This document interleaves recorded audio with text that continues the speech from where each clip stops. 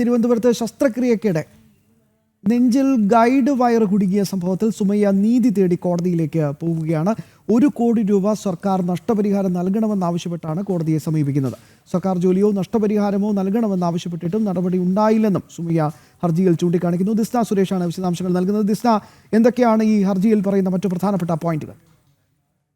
ശ്യാംബാബു സൂചിപ്പിച്ചതുപോലെ തന്നെ ഈ ആരോഗ്യ വകുപ്പിന്റെ ഗുരുതര വീഴ്ച നമുക്ക് ഹർഷിനെ ഉൾപ്പെടെയുള്ള ആളുകളെ അറിയാം. അവരും നഷ്ടപരിഹാരം വേണമെന്ന് ആവശ്യപ്പെട്ട് നിരന്തരമായി കോടതിയെ സമീപിക്കുന്ന ഒരു കാഴ്ചയും നമ്മൾ കണ്ടതാണ്.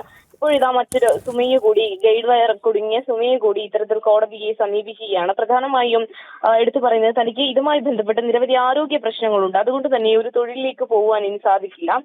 ഒന്നെങ്കിൽ ജോലിയോ അല്ലെങ്കിൽ 1 കോടി രൂപയോളം നഷ്ടപരിഹാരം നൽകുക എന്ന് ആവശ്യപ്പെട്ടുകൊണ്ട് തന്നെയാണ് കോടതിയിൽ ഹർജി നൽകുക എന്നത് തന്നെയാണ് ഇന്ന് സുമയ്യ വ്യക്തമാക്കിയിട്ടുള്ളത്.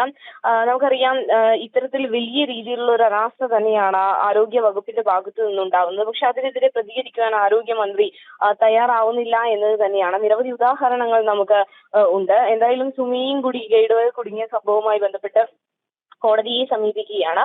1 കോടി രൂപ നഷ്ടപരിഹാരം നൽകണമെന്നാണ് സുമയ്യ മുന്നോട്ട് വെച്ചിട്ടുള്ള ആവശ്യം. ശ്യാംബാബു.